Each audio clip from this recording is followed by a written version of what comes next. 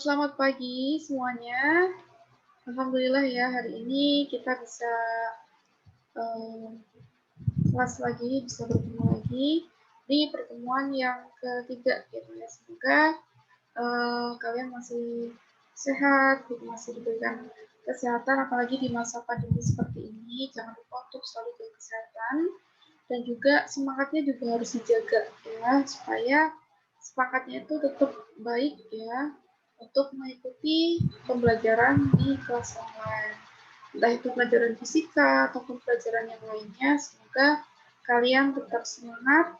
Jangan lupa kerjain tugas-tugasnya juga gitu ya, karena rugi dan sayang kalau nggak dikerjakan seperti itu. Nah, untuk hari ini masih melanjutkan materi, yaitu tentang penerapan induksi elektromagnetik dalam kehidupan sehari-hari. Mungkin di pertemuan yang minggu lalu itu udah dijelaskan atau udah belajar bareng gitu ya tentang aplikasi induksi elektromagnetik. Cuma lebih ke rumus-rumus ya waktu minggu lalu. Kalau sekarang itu lebih ke alatnya itu apa sih gitu ya. Nah, mungkin aja gitu ya alat-alat itu di kehidupan kita sehari-hari itu ternyata itu menggunakan konsep induksi elektromagnetik gitu. Nah, selama ini kita nggak tahu.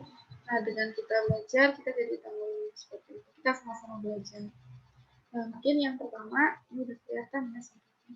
Dan saya juga mohon maaf, nanti saya mungkin akan share screen-nya tuh bolak-balik PPT video gitu, karena kebetulan PPT saya itu sedang bermasalah, jadi nggak bisa memasukkan video ke dalam PPT. Mohon maaf nanti untuk ketidaknyamanannya gitu untuk menonton video. Oke, untuk yang pertama, ini ada genset atau generator, karena orang tuh biasanya ada yang menyebut genset, ada yang menyebut generator juga.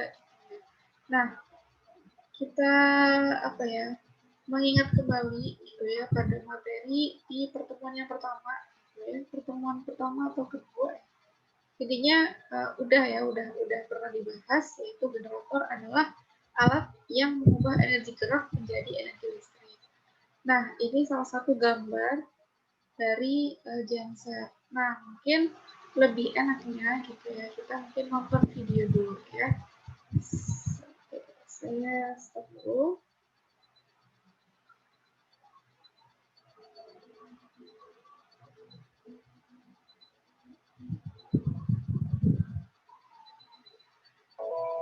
Penerapan induksi elektromagnetik pada generator. Generator adalah alat yang digunakan untuk mengubah energi gerak menjadi energi listrik. Untuk generator skala rumahan, energi gerak dapat diperoleh dari mesin berbahan bakar yang disatukan dengan poros penggerak generator, sehingga gerakan magnet lebih cepat dan stabil.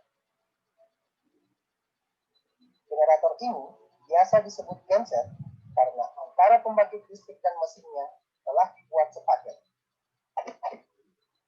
Untuk generator skala besar, energi gerak yang dimiliki generator dapat diperoleh dari berbagai sumber energi alternatif, misalnya dari energi angin, energi air, energi kimia, dan masih banyak sumber energi lainnya. Penerapan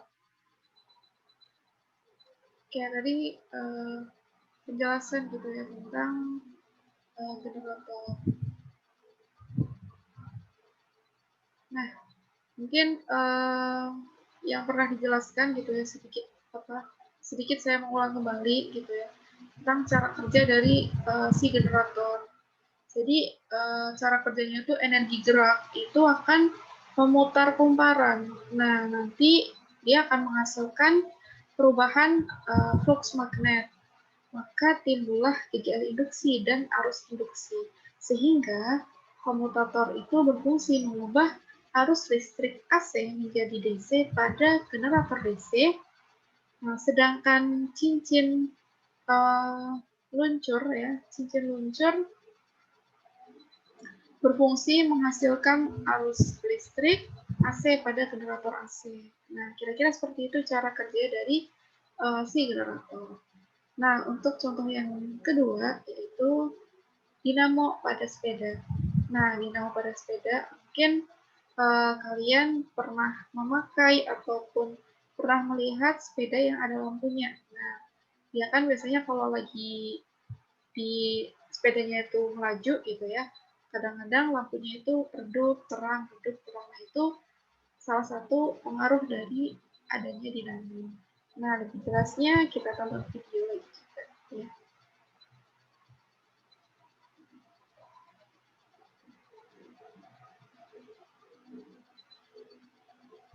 Oke, tonton video ini. Pada dinamo. Dinamo adalah salah satu generator yang relatif kecil, biasanya dijumpai pada sepeda. Poros dinamo ditempelkan dengan roda sepeda sehingga terjadi induksi elektromagnetik dalam dinamo. Proses tersebut kemudian menghasilkan listrik untuk menyalakan lampu sepeda. Cara kerja dinamo dan generator hampir sama, termasuk penggunaan satu cincin pada dinamo DC dan cincin ganda pada dinamo AC. Perbedaan dinamo dengan generator terletak pada dua komponen utama dinamo, yaitu rotor dan stator. Saat sepeda dikayuh dengan cepat, energi listrik yang dihasilkan menjadi lebih banyak. Oleh karena kecepatan putaran roda sepeda tidak stabil, maka nyala lampu pada sepeda pun tidak stabil.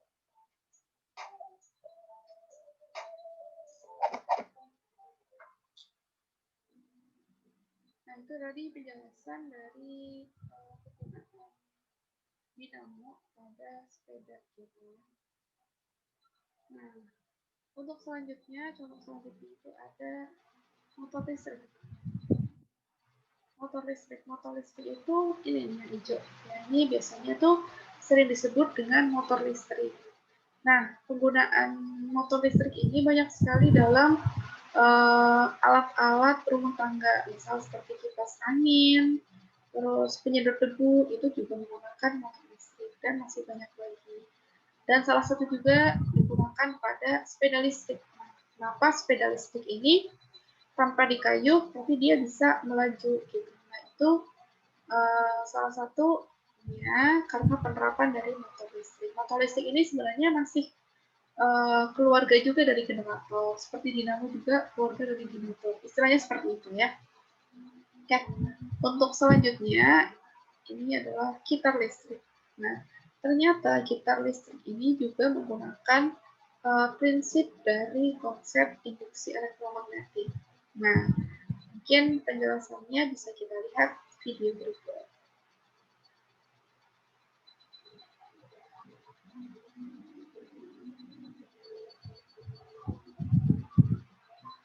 Demikian penjelasan diterapkan elektromagnetik. Sebelumnya, teman-teman harus mengetahui apakah elektromagnetik. Elektromagnetik adalah sebuah yang dapat mengatur partikel bermuatan listrik. Nah, hal inilah yang digunakan dalam mekanisme kerja sebuah gitar listrik. Gaya elektromagnetik ini dihasilkan melalui partikel gitar dinamakan pickup. Pada bagian ini, terdapat 6 magnet yang dibungkus dengan kawat tembaga yang sangat tipis. Pickup ini memancarkan medan magnet yang tidak terlihat dan stabil, yang kemudian diganggu oleh getaran sinar gitar yang tinggi. Melalui mekanisme hukum induksi oleh Faraday, getaran ini dapat dikonversi menjadi suara. Ketika partikel dalam medan magnet bergerak, mereka akan menghasilkan listrik. Aliran ini dibawa oleh pickup ke amplifier yang meningkatkan arus listrik ini dan mengirimkan ke pengeras suara, sehingga dapat menghasilkan suara gitar listrik. Nah, untuk menghitung gitar listrik digunakan sonometer. Sonometer ini dibuat untuk mencari tahu hubungan antara frekuensi terhadap beberapa hal, seperti jarak tujuan senar, misalnya. Seperti yang kita bahas sebelumnya, ternyata semakin panjang jarak senar, frekuensi yang dihasilkan akan semakin rendah. Nah, teman-teman, karakteristik gitar itu memiliki beberapa pengaruh terhadap frekuensi gitar. Salah satunya di mana ada senar berbahan nilon dan ada juga senar gitar yang dari baja. Nah, kedua bahan tersebut dapat terlihat tanpa kita timbang pun. Kita dapat mengetahui bahwa massa kedua benda dapat berbeda, tapi gitar memiliki bahan yang sama. beberapa memiliki perbedaan massa, di mana massa gitar dapat mengaruhi kecepatan atau frekuensi saat panjang senar tetap dan senar getar memiliki massa yang berbeda. Kemudian, setelan gitar juga memengaruhi kencang atau kendornya senar gitar saat kita menyetelnya.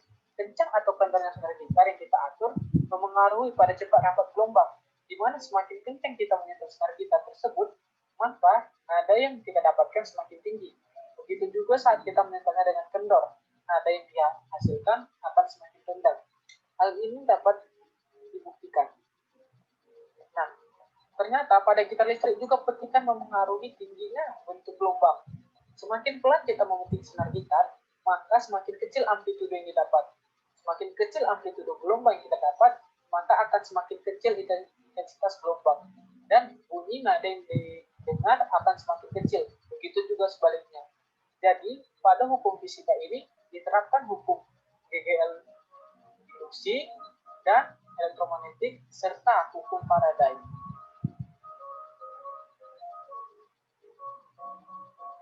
Selanjutnya bagian kesimpulan. Kesimpulannya yaitu magnet yang kuat pada gitar listrik menciptakan medan magnet yang mempengaruhi dawai baja gitar. Ketika dawai gitar listrik dipetik dan bergetar, ini menyebabkan medan magnet itu berubah, yang kemudian dideteksi oleh kumparan dalam gitar listrik dan juga menjadi nada gitar.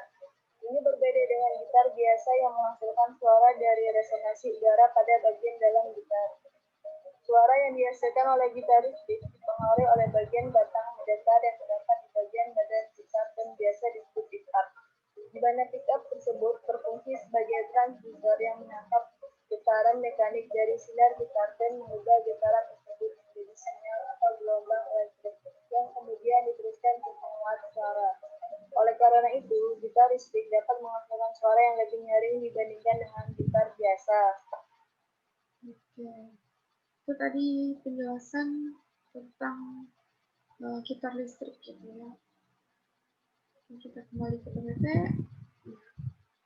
Ya, jadi itu salah satu penjelasan kenapa sih gitar listrik itu suaranya lebih nyaring daripada gitar biasa ya.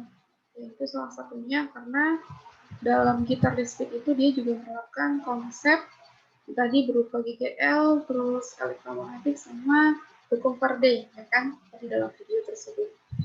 Oke, selanjutnya contoh yang terakhir ini adalah senter kocok. Nah, senter kocok ini mungkin kalau sekarang itu udah jarang gitu ya, udah jarang kita temukan senter kocok, tapi ada senter kocok itu. Dan cara pemakainya tuh dikocok dulu biasanya. Ya, dikocok dulu. Dan ini salah satu contohnya gambarnya. Nah, kenapa sih senter kocok ini kok masuk gitu ya dalam contoh penerapan induksi elektromagnetik di kehidupan sehari-hari? Karena cara kerja dari senter kocok ini itu sesuai dengan aturan atau hukum Faraday. Nah, yang dimana bahwa arus listrik itu berlawanan dengan perubahan medan magnet. Nah, bahwa perubahan flux magnetik yang besar itu dapat menghasilkan GGL induksi yang besar. Nah, faktor penyebab timbulnya GGL induksi ini adalah akibat terjadinya apa? Terjadinya perubahan flux magnet. Flux magnet yang istilahnya itu yang dilengkapi oleh suatu loop kawat. Karena dalam senter itu tuh ada kawat, kayak gulungan kawat itu ada. Nah, mungkin itu adalah kumparannya seperti itu. Nah, apabila perubahan flux magnetiknya besar, maka dapat menghasilkan GGL induksi yang besar. Nah, ketika flux magnetik didorong mendekati kumparan, maka akan bertambah dan akan berkurang apabila ditarik keluar atau menjauhi dari si kumparannya gitu. Maka besarnya GGL yang dihasilkan pada senter kocok itu bergantung pada seberapa cepat sih perubahan flux berlangsung, bukan bergantung pada berapa nilai flux pada saat itu. Makanya nyala dari senter kocok ini itu tuh kadang terang, kadang redup, karena itu tadi dipengaruhi oleh si flux magnetnya, perubahan flux magnetnya. Karena kan kalau misalnya didekati gitu ya, flux magnet didorong mendekati kumparan, ya maka akan bertambah dan akan berkurang apabila ditarik keluar atau menjauhi dari kumparan. Kuantitasnya itu akan berkurang dan bertambah seperti itu. Nah, mungkin segini saja contoh dari saya gitu. Oke. Dan nanti silakan kalian bisa mencari contoh lain gitu yang emang sesuai dengan konsep dari induksi elektromagnetik. Dan saya minta maaf sebelumnya karena videonya mungkin kurang nyaman untuk ditonton ya, karena memang kebetulan sekali PPT saya sedang bermasalah dan ya yang saya bisa lakukan seperti ini. Oke, kita kembali lagi ya diskusi di Google